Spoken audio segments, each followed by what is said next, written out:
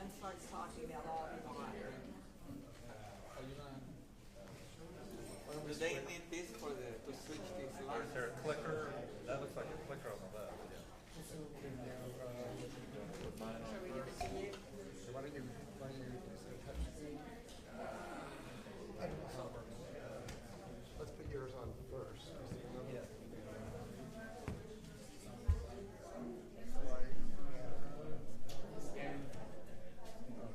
Ours is probably not. They want Gustavo's first.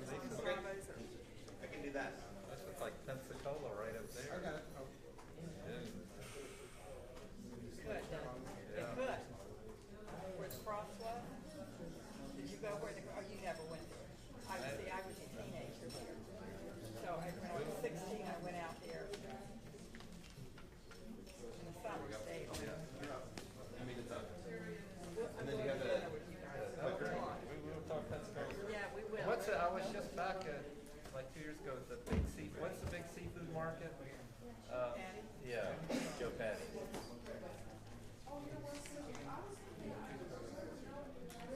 Welcome, my name is Lynn Holt, and I'm a policy analyst at the Bob Graham Center. We are delighted that you are here today. The event is co-sponsored with the Robert F. Lanzillotti Public Policy Research Center under the direction of Dr. David Sappington, who is here tonight. Thank you.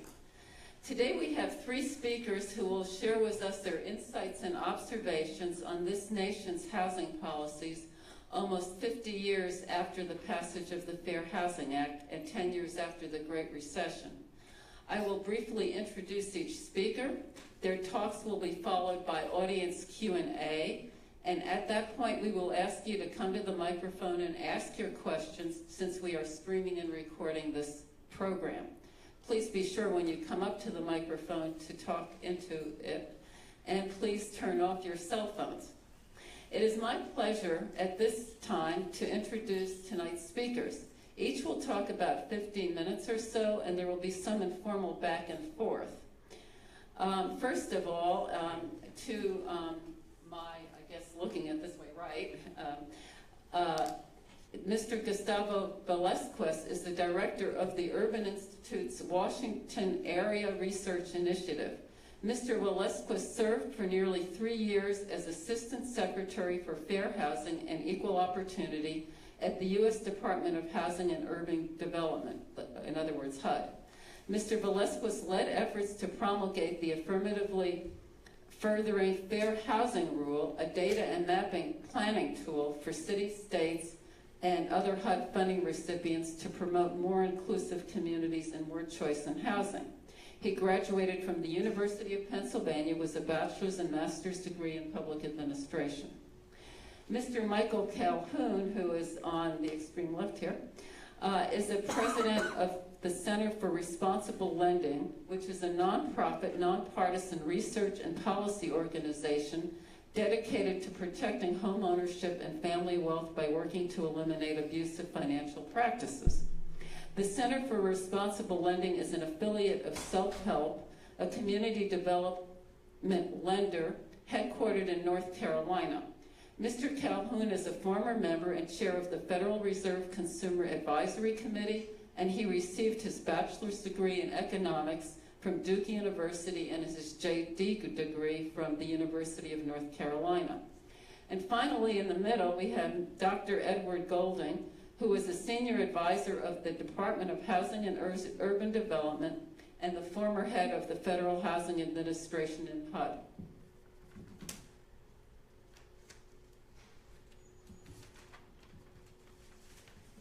His other stints include serving as senior fellow at the Urban Institute, where he worked on launching the Housing Finance Policy Center, working at the Federal Home Loan Bank Board, and for 23 years at Freddie Mac, and teaching at Princeton University's Woodrow Wilson School, the University of Pennsylvania, and the University of Florida. So a former Gator. Dr. Golding has a bachelor's degree in applied math from Harvard University and a PhD in economics from Princeton University, and he also has a birthday today. So happy birthday. So please join me in welcoming all 3 speakers.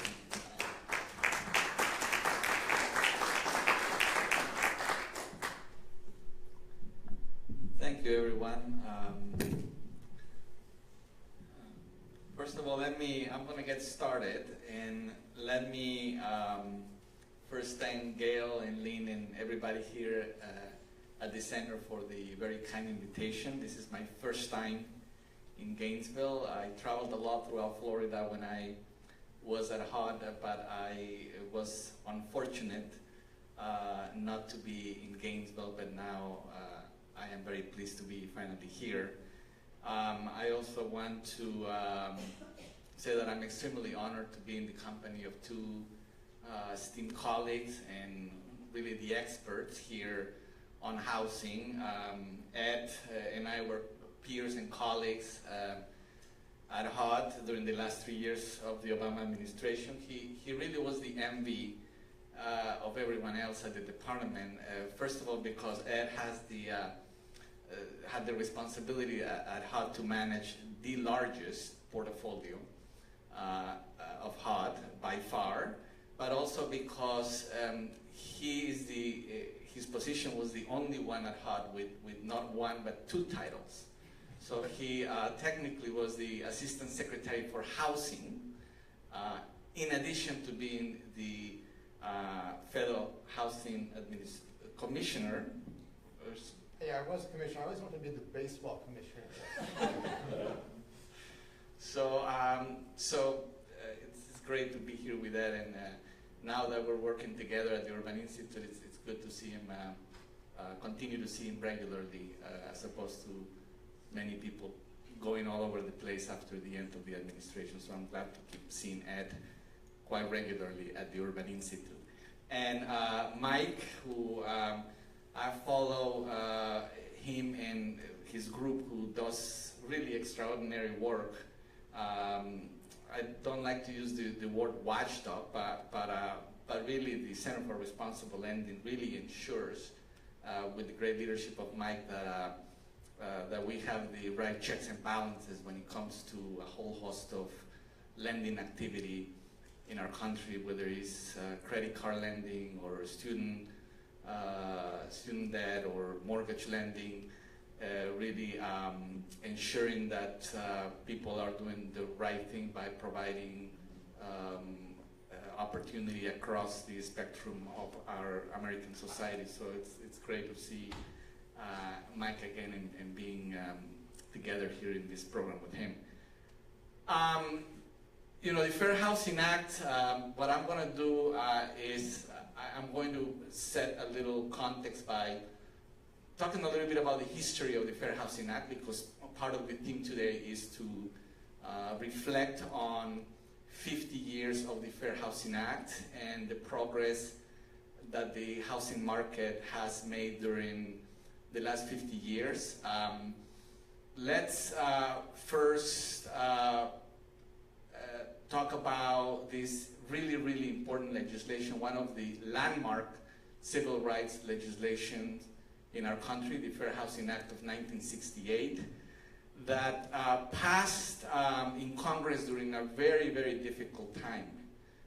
It passed literally about 11 days after the assassination of Dr. King in Memphis, that tragic day of the spring of 1968. And the passage of the act was certainly a response to that tragic event, and the fact that Dr. King had for many, many years advocated with the president and with Congress to do something about dismantling, confronting head-on the legacy of racial and economic segregation in our cities.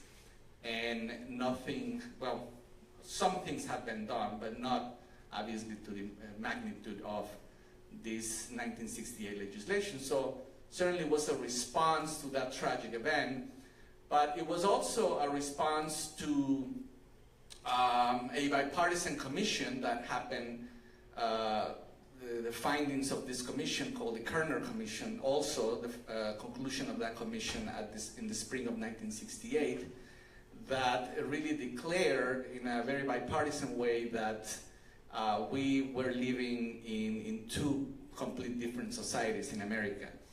One black, one white, separate and unequal. And so the 1968 Fair Housing Act was also an important step towards ensuring that not only people would have the kind of remedy and redress for instances of discrimination in housing, but that also the federal government, state and local governments would do everything in their power to reverse the patterns of residential segregation that we would see. A lot of this legacy of segregation caused, in fact, by the acts of the federal government. Richard Rothstein, I don't know if you've heard of this author, is a terrific speaker and author that has a book called The Color of Law.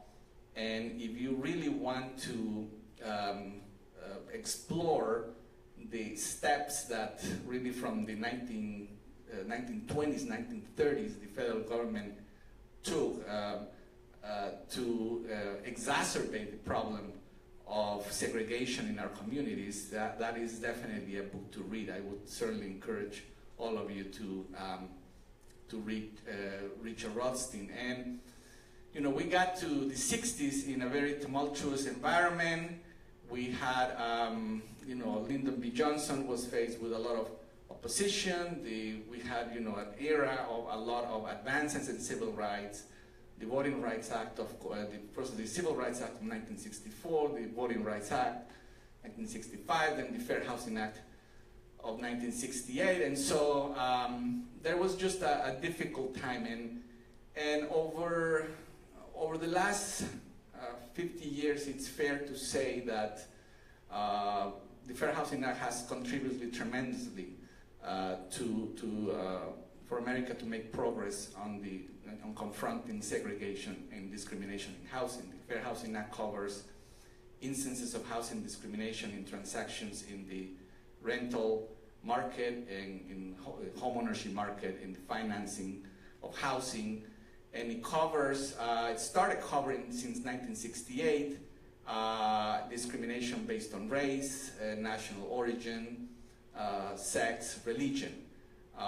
And there were amendments in 1988 that included discrimination based on disability and discrimination based on familial status, which is otherwise commonly known as discrimination because families have small kids.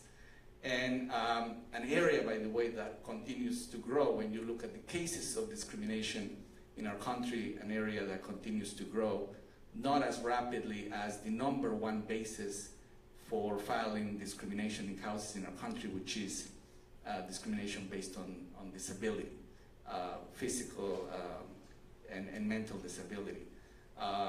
We have over 50% now of all the cases that are filed in court and with the Department of Housing and Urban Development, the administrative process, are filed based on the failure of landlords and other housing providers to provide reasonable accommodations for persons that have mental and physical disabilities. It's by far the largest basis for filing. But we continue to see, in spite of the progress, we continue to see discrimination. It's something that it doesn't go away, it persists. It's very difficult to prove discrimination. When you look at the totality of the cases filed, investigated across the country annually, only a very small portion of them are deemed real discrimination when the courts of the federal government prove that discrimination has occurred. Less than 5%. But discrimination is there, and remember, a lot of discrimination goes unnoticed. That's why education and awareness continues to be a major part, a major piece of the puzzle of confronting discrimination. And I should also say that there have been major efforts. You know, I can think of 1975, for example, the passage of the Home Mortgage Disclosure Act that finally provided a great deal of information to the nation in terms of what was the activity of mortgage lending in the country. And now, because of that, groups like the Center for Responsible Lending can provide us information about what is being generated in terms of mortgage lending, who is benefiting the most, breakdown of where the disparities in mortgage lending continue to exist. So when we see this research, when we see national studies about discrimination, we have national testing programs where we, in both the rental and the homeownership markets, where we, it's kind of a mystery shopping exercise that we send testers across the country to, with different groups, persons of color, not persons of colors, and trying to obtain the same type of housing, similarly situated individuals trying to obtain the same type of housing. When we see the results of those national and regional studies, including the studies that have taken place here in Florida, we continue to see vast disparities. The most recent, in the last few years, studies, research, have been on persons with disabilities, on discrimination against families with children, discrimination against same-sex couples, and we see the findings time and time again that discrimination is still there, that there is a different treatment by looking at the way that the market comports itself with the different groups. So because one of the themes is housing discrimination and the Fair Housing Act and equality in housing, before we turn it over to diving deeper into the issues of the housing market and the recession, I should say that there is still a lot of work that this country needs to do to confront the legacy of segregation in our cities and to eliminate housing discrimination.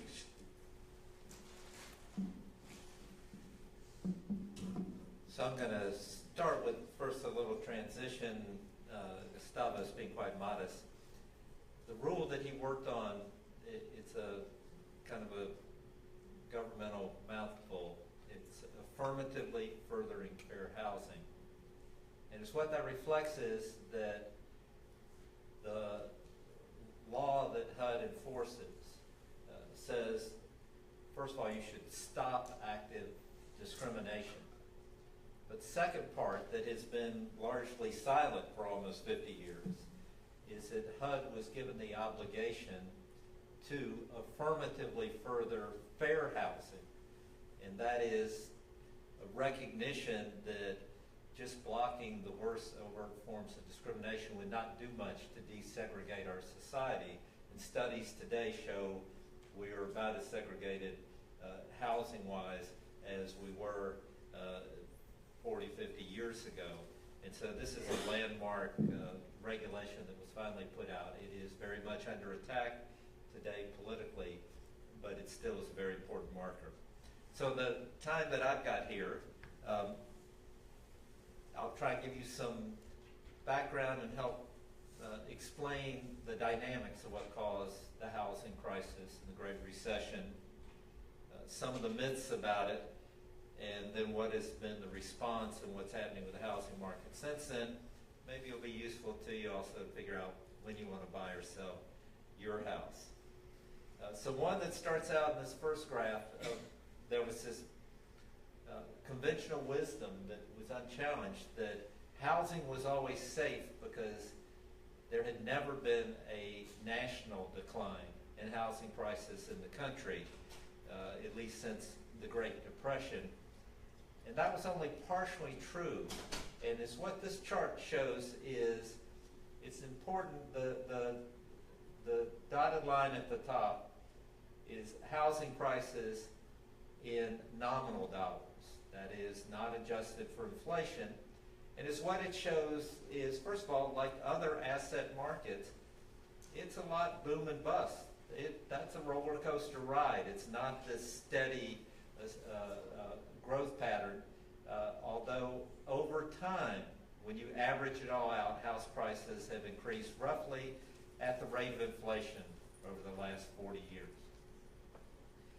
The other noteworthy thing is if you convert, which the blue and the red show, are in what economists like to call real dollars, adjusted for inflation. So if you take the inflation out, our house is getting more or less valuable in real spending power dollars.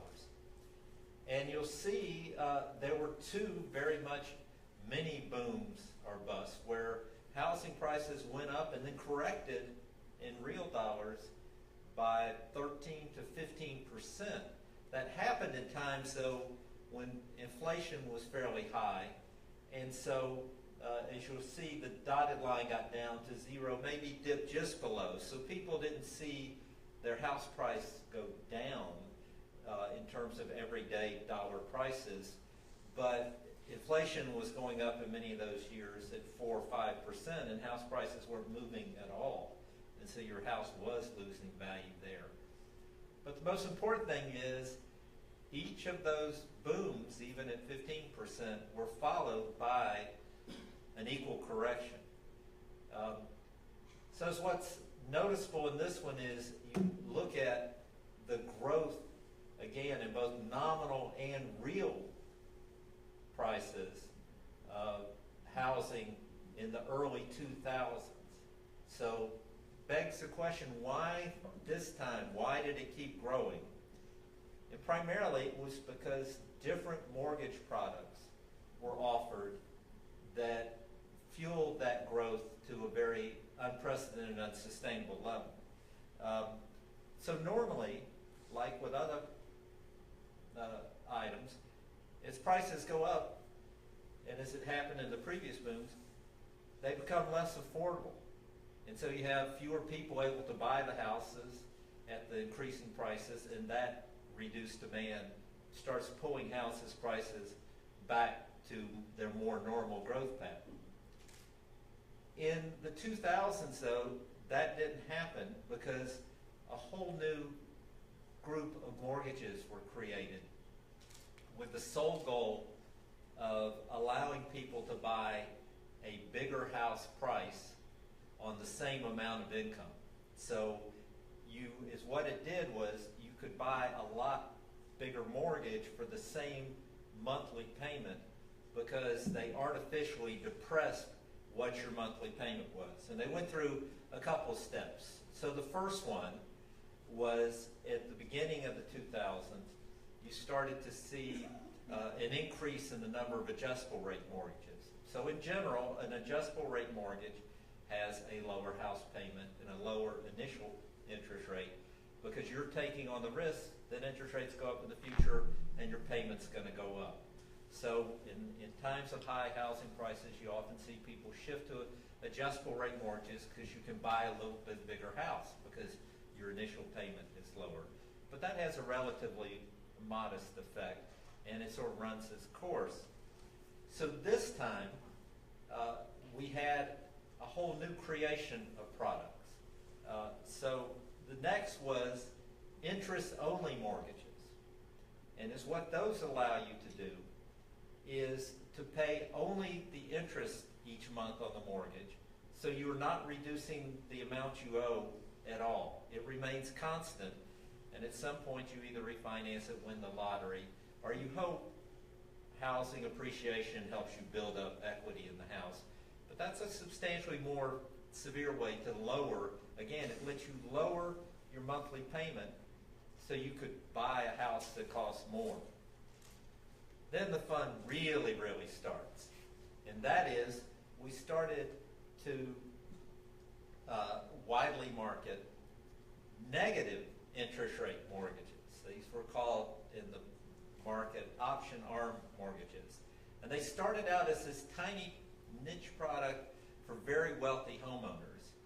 And it said, each month we're going to give you the option of how much you want to pay on your mortgage. You can make these were sold to initially for decades to very wealthy people who wanted to decide, do I want to put my money in my mortgage or do I want to buy more stocks and bonds or other investments? And so each month you get to make a choice. Do I want to pay a full regular mortgage payment that pays down my mortgage over time? Or do I want to pay just the interest so the balance doesn't go down? Or do I even want to pay less than the interest so the balance on my mortgage is actually going up a little bit each month? And again, these were for wealthy homeowners, but someone got the great idea, let's market them to everyone. And then it got to be a race to see who could create the lowest monthly payment. And initially these so-called option arm mortgages would let you add about 1 or 2%. So if the mortgage was charging you 7%, you would pay equivalent of 5% interest. They would add the extra 2% on, and you owed that much more at the end of the year. And so then they started a race to see who could lower it the most. And the one I remember that hit the jackpot on this, it was, I won't name the lender. They advertised a 1% mortgage interest rate. And that interest rate was what your payment was based on. So you were paying, means, if you compare that to regular mortgage, you were paying about 1/7 or 1/8 the amount of a regular mortgage payment at the time. That interest rate stayed in effect for 24 hours. And then it reverted to the full market rate, which at that time was about 8%. And you were adding, so each year if you had a $100,000 mortgage, after year 1, you owed them $107,000. After year 2, you owed them about $115,000. And everybody said, don't worry, house prices will keep going up and the equity will cover all this and you'll be fine. Because eventually these mortgages had trigger dates that said once you got too far underwater, you owed more than what the house was worth. You had to start making your full payments. Well, that's what enabled that bubble to grow like this. And the other two parts of this are, this didn't just accidentally happen. Two things happened. One, the people who made the mortgages and sold the mortgages, if you came in to a mortgage broker and said, I just want a mortgage, they weren't agnostic about which kind you got. If they sold you one of these so-called exotic mortgages, they got paid 2 to 2.5 times as much as what they would get paid to sell you just a regular 30-year fixed-rate mortgage for the same size house. And if they added on extra features, like you heard all about the so-called no documentation or liar loan mortgages. Those mortgages actually paid everyone in the chain, from the mortgage broker to the lender to the investors on Wall Street, far more, usually twice the profit as a 30-year fixed-rate mortgage. We quoted one lender who said, Wall Street pays me twice as much to do a no-doc loan as a full documentation loan. Which one do you think I'm going to do? Now, how did Wall Street pay them more? There were two other big failures here. One, the regulators were asleep at the switch and did not step in to try and regulate any of this. And then second, a rather obscure agency or quasi-agency they're called the credit rating agencies. You've heard of them probably. Standard & Poor's, Moody's. Their job is when somebody takes something like a pack of mortgages and is selling them to Wall Street, they rate how risky this package of financial instruments is. And the challenge was they are paid, and they still are today, although some modest reforms put in place, they are paid by the people who are asking for the rating on the mortgages. And so it created this incentive that, and it actually happened, if someone gave them a lower grade, there are 3 of these credit rating agencies, you generally needed ratings from 2 of them to market your securities. If somebody said, I don't think I can give you a good rating on this mortgage, the folks said, well, your competitor down the street will. And so I'll take this big fat fee and go down the street and get them to rate this. And so all of these exotic mortgages that were sold on Wall Street packaged were given in general AAA ratings, which is the highest rating. That's like roughly just below a government security. In common terms, it means the odds that you will have a loss on this mortgage is less than 1 in 10,000. So they were all saying, we're getting paid big fees and we're slapping this AAA rating on here. And then so investors are saying, wait a second. And remember I told you everybody's making more money? They're saying, I can buy these exotic mortgages and they pay me a lot more return than regular mortgages, and they're still rated AAA. What's not to like about this? And so the biggest problem Wall Street had was they couldn't find enough of these mortgages to sell to all the people who wanted to buy them. It was, the proverbial too good to be true. And so they actually created the financial version of fantasy football. They created what, I will use it, synthetic CDOs, which meant they didn't have enough of these mortgages to sell. So first of all, all the big Wall Street firms bought their own subprime lenders because they wanted, this was the hottest thing going. And even that didn't give enough.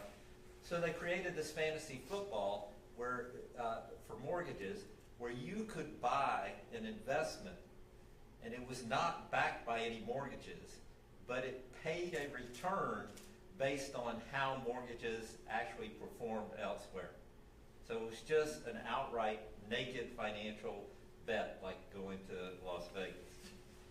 So all this didn't work out so well. So then 2 other things happened. They decided, wait, if we borrow a lot of money, we can buy even more of these investments and sell these shares to people. In the financial world, that's called leveraging up. And leveraging up means for your profit, you can increase it 2 or 3 times because you borrowed money. Instead of investing $1 million, you use that $1 million to go borrow $5 or $6 million and then invest it in these mortgages. The flip side of that is leverage works the other way.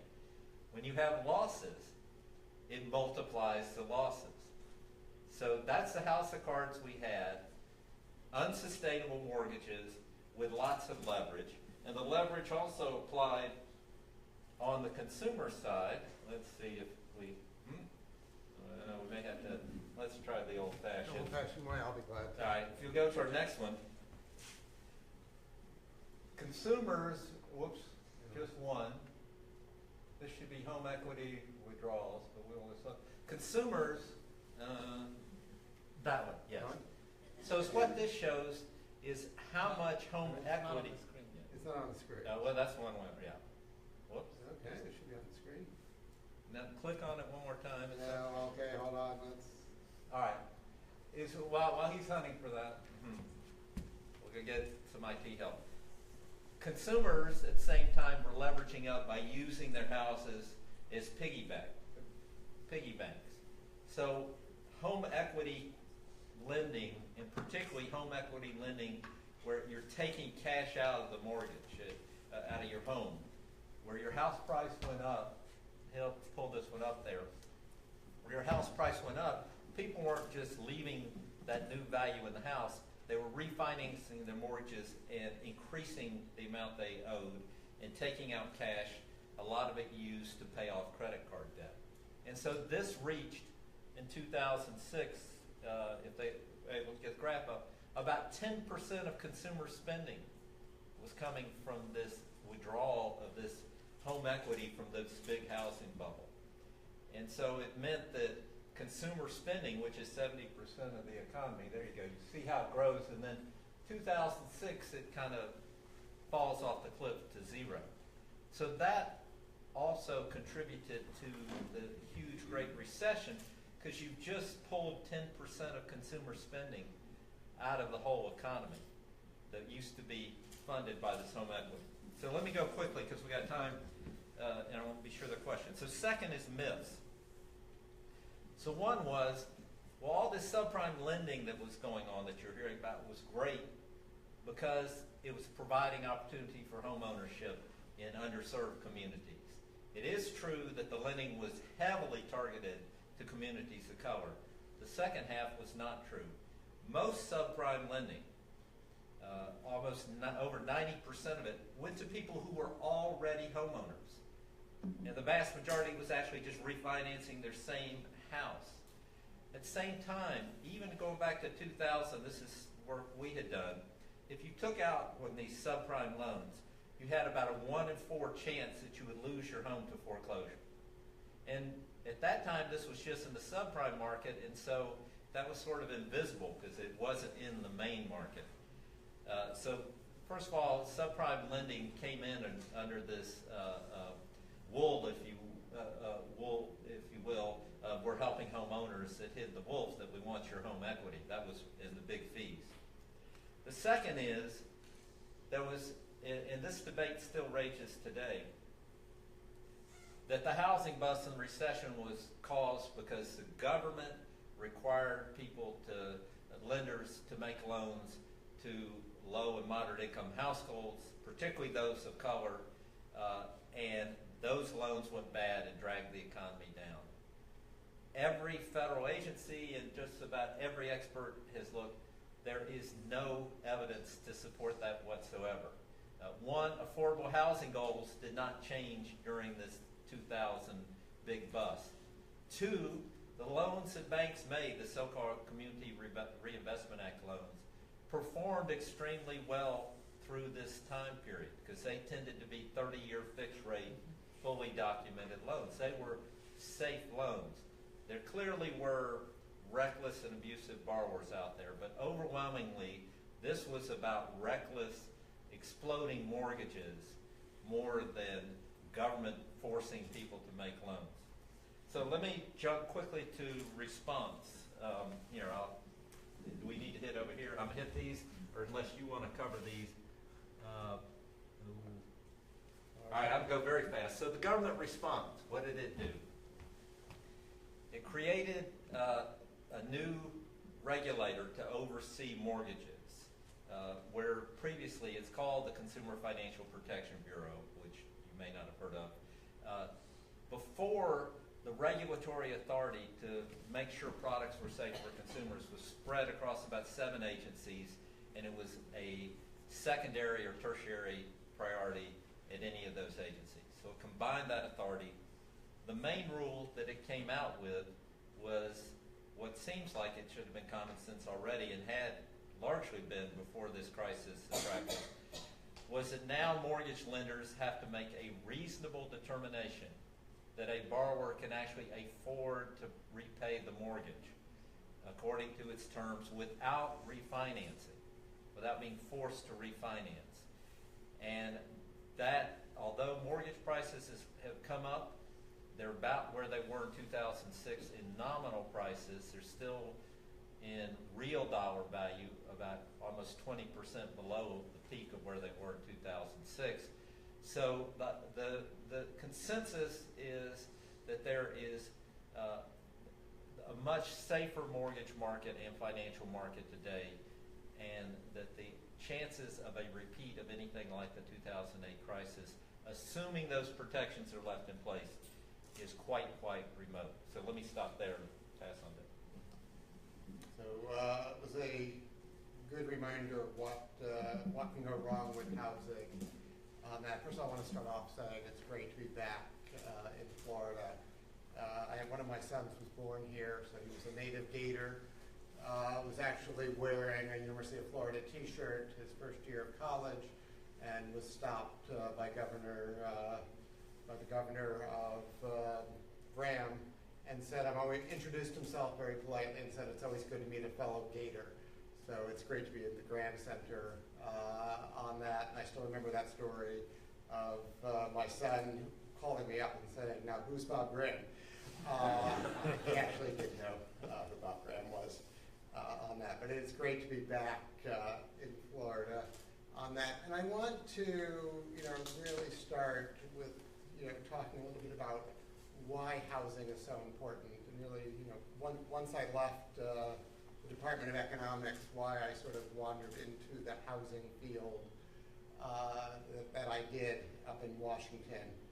And housing is quite special to to most Americans. It really is shelter and home. The economics of it is also very strong. When people go to retire, and it is my birthday, and I can officially do Social Security starting tomorrow. On that I won't. But when the average person, the median person goes to retire, they have roughly half of their wealth, their non-retirement wealth, in the equity of their house. And they also have, it's about $150,000. A renter, on the other hand, when they retire, has I think about $5,000 in wealth. So not only does the person have, who goes to retire, this is the average person, this is not the average over people, but the average person, median person,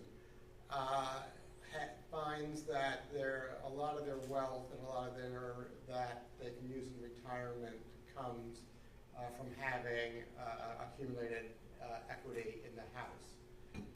I know my fellow economists have published papers saying, gee, they would have been better off putting the money in the S&P index instead, and maybe that's right, but that really isn't how people live their lives on that. So it was an important creation of wealth. If you look at African American families, when they go to retire, it's actually about 80% of their wealth, and they were, as Mike sort of pointed out, particularly hard hit by the Great Recession. Also, a lot of studies out there in sociology and economics that point out that outcomes are better when people live in communities where there's home ownership, and that's whether it's educational attainment, whether you look at crime rates, and whether children, how children do in the homes. It's still the case that home ownership has a lot of positive externalities. So it's important that we focus on housing. It's not like it's not like any other good. It's not just an automobile, but a little bit larger of an investment. It really is how we build communities on that. The other thing is we've learned, I think, in many ways the wrong lessons from the Great Recession. Sort of Mike talked about, we put in a regulatory structure that got rid of the worst products. And in some sense, we knew they were bad products at the time. There were no secrets. They were called liar loans. I once asked a major mortgage investor who claimed that he didn't know what was going on, which of the two words he didn't understand. Was it liar or loan? When he was buying these things up in billions of dollars. I'll protect the guilty, it was PIMCO on that. But in many ways, we've had lending institutions now that refuse to lend. Urban Institute estimates that about 1 million loans a year to very creditworthy Americans are going unmade. You add that up over the last 6 years, that's 6 million mortgages that should have been made that aren't being made. And it's been, it's partly because they're living the last war, and partly because they're trying to be super conservative in their application of credit. I think a lot of it also is what Gustavo said. There's a lot of discrimination and hidden biases in that. How people measure income, what they think are of as acceptable credit scores. They're basically using standards. The bankers are using standards that they think their fellow bankers have. What do you think the median or average credit score, FICO score, is in the country? What? 550. I hear 550. I mean, it's a little bit like SAT scores. They go up to 800 for those of you who actually they go up to 850. But on that, so the average credit score of what the Freddie Mac and Fannie Mae, which is the conventional market, the average credit score on the loans that they make is up to 750. The average credit score in the country is around 690. The GSEs, the Freddie Mac and Fannie Mae, government-sponsored enterprises, are doing almost no loans at median credit score. Right? That all falls to the government FHA program that will work in that space.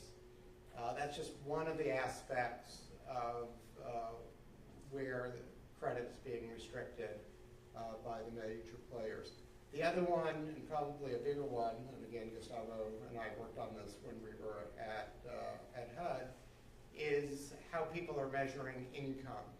The system is basically structured so that if you have a salaried income, you can, and it's very easy, the debt-to-income ratio is easily measured and comes from salaried income, you can get a loan.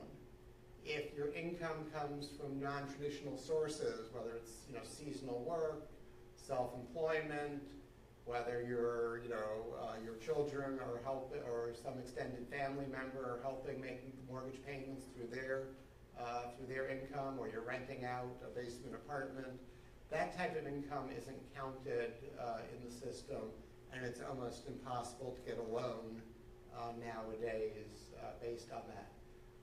So estimates are about 1 million missing loans, about 1 million people who otherwise might be a homeowner cannot become homeowners today because they cannot get mortgage credit. I won't go and put the charts up because I've already shown I can't use the technology.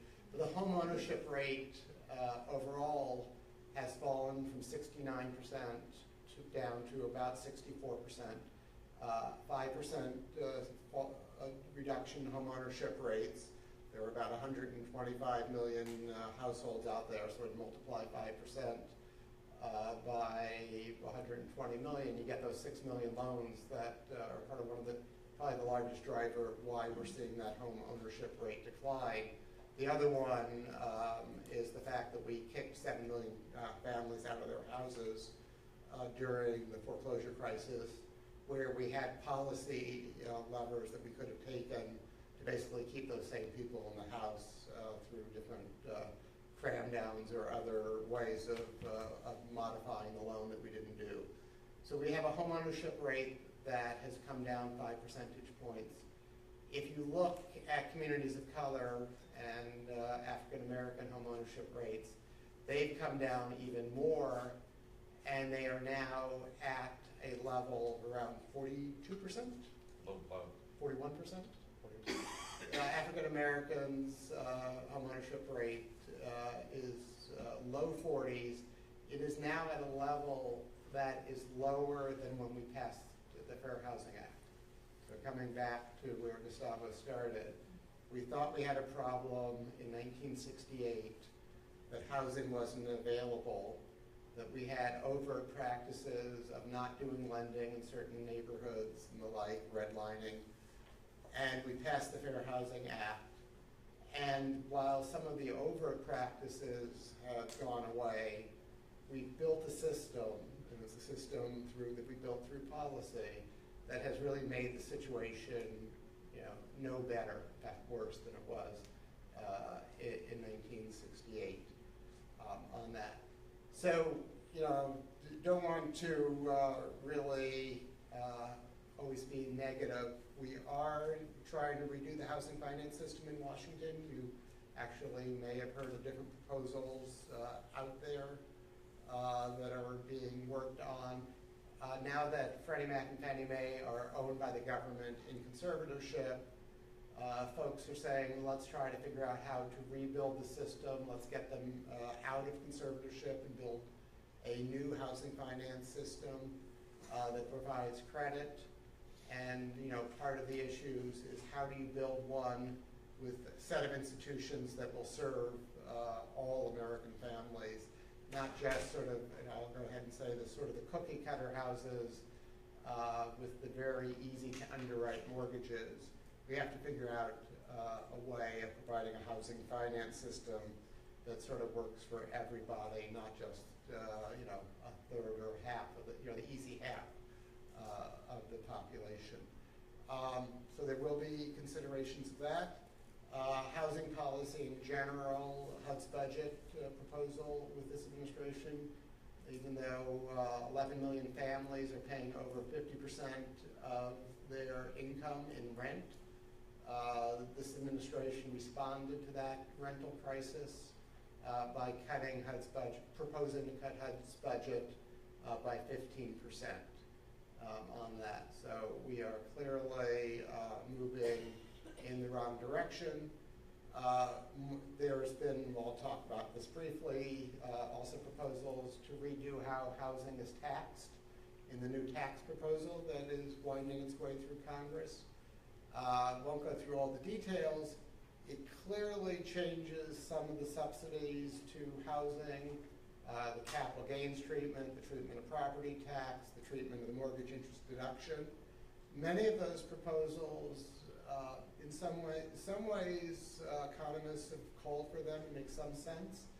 They had always wanted to put that money into the affordable housing area, into the vouchers or rental credit. Unfortunately, none of the proposals are talking about transferring the assistance to other sectors of the housing economy. Instead, the tax proposal as a whole is just cutting our investment in housing in the country. And as a result, you'll see the realtors and the home builders very much, opposing the legislation. So in many ways, housing of all the areas, housing is getting the hardest hit in this administration. A little bit ironic. I grew up in Cincinnati. One of the first housing developments that evidently the president managed as a young man for his father was a subsidized housing complex in Cincinnati. So there's maybe some ironies here that we're cutting at a time where we really need to be expanding the assistance to housing on that. But it's an interesting time to do housing policy. I'm going to actually stop at that point and ask people to see if there are any questions from the audience.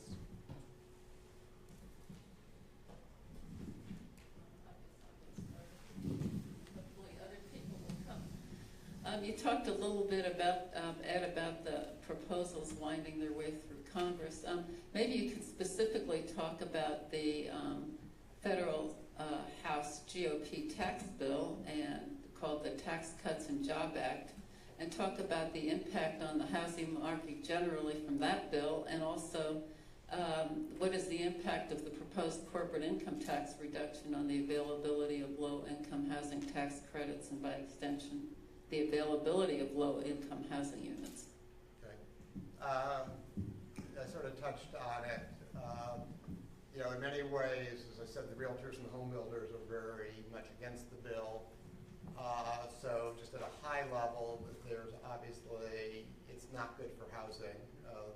It's always the old thing in Washington is sort of follow the money. And I think the depth of the opposition comes from they are worried about their ability to make money. That's what the realtors and the home builders worry about. So in general, it's negative. The one that you mentioned that's probably gotten the least attention is the low-income housing tax credit, which is a tax credit, sort of dollar for dollar, if you invest in properties that have, is it 80% or 80% affordable by someone making 80% of area median income. It's sort of like ask a friend or on the details here. And so that is basically the low-income housing tax credit is used for developing about 100,000 units a year. Did I get close to that one? Okay. About 100,000 affordable units. These are units for people making 80% or below of area median income. Area median income, in certain cities will be $40,000. So these are people making, $32,000 or less in many areas. And the benefit of that depends on how much corporate tax they're saving, and if the tax rate is cut from 35% to 20%, the value of those credits will be lower, and those development deals will be harder to make.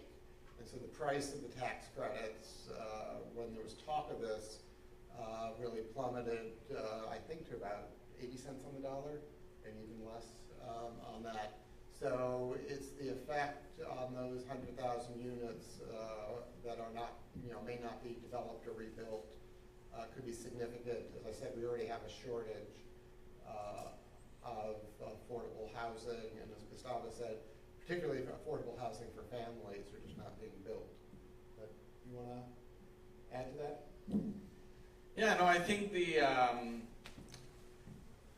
have to do everything in our power to preserve the low-income housing tax credit, and certainly the proposal to change, to reform the corporate tax rate can hurt significantly the opportunity to continue with this program in the same way that we've used it. Right now, the shortage of affordable housing units is tremendous. That's why we're leaving this awful affordability crisis in the rental market. It's just simple economics, right?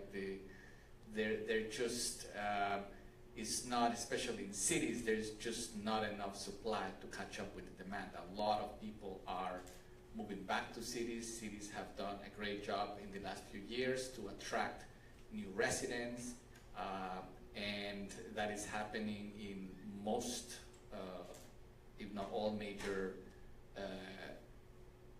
urban places. And so when you have this tremendous pressure on the supply side, we need to have every tool at our disposal to continue to build and preserve affordable housing. And without the low-income housing tax credit, which is the largest source of production of affordable housing, more than 90% in our country now, not being there anymore will be devastating for the economy, devastating for our communities.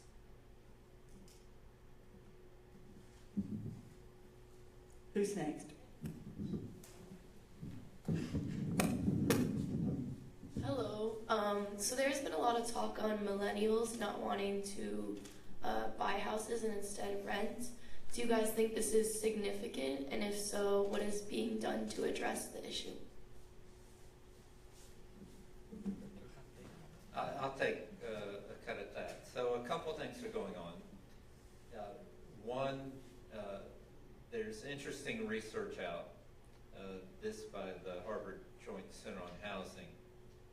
And if you track the home ownership participation, how many millennials are buying houses, and you correct it for income growth or the lack thereof, it matches historical data almost perfectly.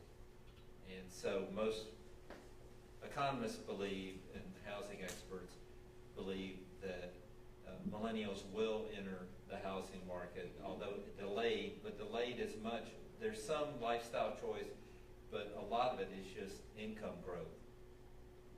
That's corroborated by a number of high-quality polls, which show that millennials value housing and home ownership at the same levels, ironically, that their grandparents did, that at very, very high levels. One additional factor that is somewhat of a drag, although it hits different households differently, is student debt that you've heard about. That people are graduating with a lot more student debt than they did previously, as the students here will readily attest to. And that makes it harder to buy a house. There's some things that regulators are doing to try to address that. But that remains a problem, and a lot of that is public support, both in terms of support for universities has declined in most states, and so tuition has increased, and at the same time, grants have not kept up with the growth, and so they're being picked up a lot more by loans. So loans, short answer would be lagging incomes growth from the recession recovery explain most of the difference in millennial home ownership participation, and that's expected to improve over time. But the student loan debt is a problem that will be a drag, and if it's not addressed, will be a growing drag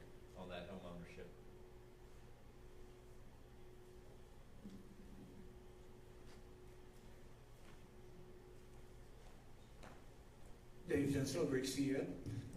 Ed Glazer and Overemphasized and a number of other economists think that one of the major causes of the shortage of affordable housing is excessive regulation. I was wondering if you could give your perspective on that. So most of the regulation that people talk about are local land use and a lot of NIMBYism in particular, and it's the home builders and others have basically said that the cost of building now is, and they'll put different figures on it, but something like 30% higher than it should be on that. So there's no doubt that the cost of people are not building the starter homes that they would, and a lot of that is driven by local regulation. There's limits. People in Washington are starting to think about what you can do to put pressure on, in terms of reversing that. Some states have actually tried to crack, including California and Massachusetts, try to crack down on local municipalities, because a lot of it are the municipalities, not the states, and the states have more power than the federal government. But there have been proposals to try to use taxing authority and others to, create incentives to allow more building. Because at the end of the day, and your class that I think everyone in this room has taken or heard of, you just need more supply, and you need to shift that supply curve out. We're constructing, again, this is joint center work. We're constructing about 500,000 fewer units a year than household formation, and that's going to just drive up price on that. We overbuilt for a while, but if leading up to the Great Recession, but in the 10 years since, we're probably underbuilding by as much as 500,000 units. Many of those are now we are building multifamily units, but we are not building single-family units. We're still at like 600,000 single-family units being built. We probably need, if you look at household formation, and then hurricanes and natural disasters and fires also take about 300,000 units off the market each year. When you look at, you do all the math, you need about another 500,000 units being built on that. And two other aspects are, when you talk to the home builders, one challenge is that the larger houses tend to be the more profitable. And so the home building activity that is occurring is been shifted much more. It's not just the number of houses is lower. It's that the mix of houses being built has been tilted much more to the higher end houses. And some of that is intertwined with these other things. If you've got fewer lots, they cost more, so you build a larger house.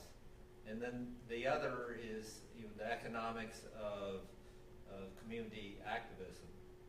From an economic standpoint, having expensive houses built near yours raises the value of your house more than having more affordable housing built next to yours. And so you do get a lot of opposition to more affordable housing. People would rather see either no construction, or if it's construction, be more expensive. But it is noteworthy. I mean, California passed a very robust package of housing bills along the lines that Ed was describing this last year, and announced that that was just the beginning and that they are taking a lot of additional steps as well. Yeah, and what I would just echo what Ed said about the NIMBYism and local land use and zoning. That only exacerbates the problem of concentration of poverty and residential segregation. The affirmatively fathering fair housing rule that was put in place towards the end of the administration, the previous administration, one of the things that we kept hearing, this is, another regulation, it's a huge burden, the fact of the matter is that a rule like this desegregation rule is an opportunity to explore those kind of zoning land use patterns that we can dismantle to allow for more availability, production, and preservation of affordable housing. And so yes, it's an administrative burden on the local communities, but it is an opportunity to deregulate at the local level in a way that will open up opportunities for more affordable housing. And the thing is, at the end of the day, it's controversial because these local officials, have great community opposition from these more affluent communities not to build. And really, that was the problem at the heart of the controversy, and not, I believe, not the rule itself, not what the rule was trying to or is trying to achieve.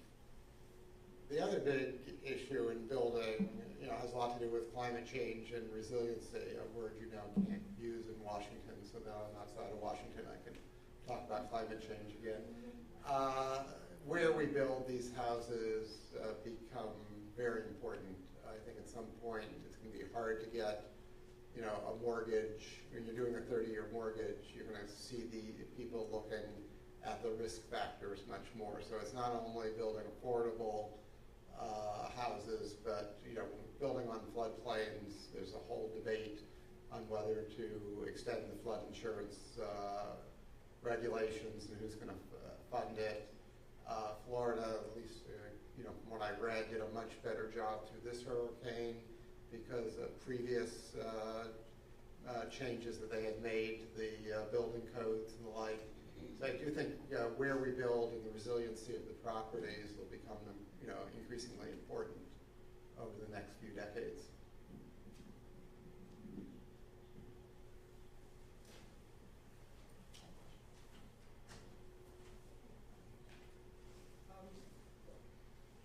I think we touched, there's so many topics here that, and I wanted to ask about redlining and racial segregation. Gainesville is extremely segregated, as are many cities in the United States. And I've been in other places like New York in the 90s, which is probably the last time that it was very, very mixed. And now again, it's also becoming it's changing as well.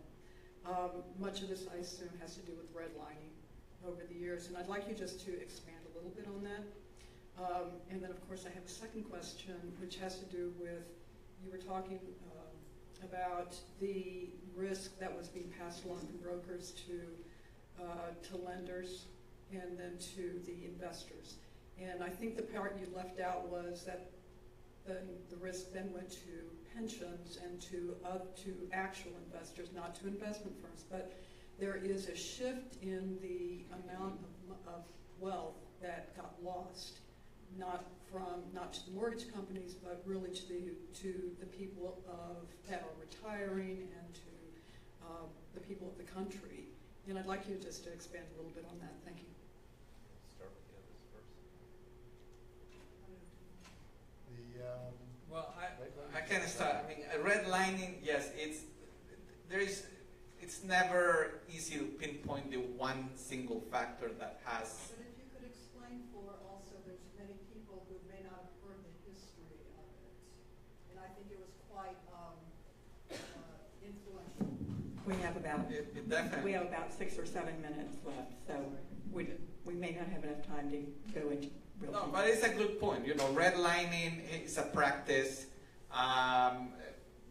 It's an old practice caused by government, by the private sector that has continues to be pervasive. And even though we haven't seen as much redlining in recent times as we saw in the past, it continues to be one factor. But there are so many factors that continue to cause the high levels of segregation, residential segregation we have. We talked about local zoning, land use. We can talk about community opposition. We can talk about discrimination in many ways. We can talk about the effects of the recession, and we can talk about the affordability crisis in the rental market that is pushing people to live in more concentrated areas. It's just a number, really a large number of factors. But redlining is certainly one of the most important I reasons. bought my first house in Gainesville. I asked the realtor, why aren't you showing me anything, east of 13th Street or whatever it was? And she said, oh, you wouldn't be interested in that. So I experienced it in Gainesville 30 years ago. It obviously still takes place on that. We live in a sort of very segregated society, so it's surely out there. It was sort of the practice of just putting red lines on maps and saying you can't get a loan if you're within this community. FHA did it in the 1950s. You had the statistic that something like 1% of FHA loans went to communities of color. That, I think, has reversed. FHA now does more for communities of color. 2/3 of all mortgages to African Americans come directly from the government through either FHA, VA, or rural housing, and not the conventional market, which raises some other issues too. But we still have a lot of work to do in that arena. In terms of, just very quickly, the investment, it is amazing how my favorite, others in the back row may have their favorite book on the financial crisis. Alan Blinder does a very good job of writing in a way that is sort of lively. And it's just basically when everyone did stupid things. When the music was playing, as one of the bankers said, everyone participated. And it's amazing how companies like AIG, which were really good companies, got blown up because 20 people put on a trading position. So there was a lot of damage done through the financial crisis on that. There was a question. I was curious about your opinions on a locational value or land value tax, and if you thought that could be a useful tool for policymakers to encourage affordable housing, or at least make housing more affordable, like that. What type of outside? Like a land value tax, taxing not like property, but just the locational value, like land rents. And this may not. California and others are thinking of what's called a mansion tax, which is just to tax very expensive houses. People have also tried to put taxes, London and other places, on sort of ghost. There's a lot of investment properties where people from overseas are just using the land, the house to store value and are not living there. So there are a lot of proposals out there to try to make tax uses of housing that is not primary shelter.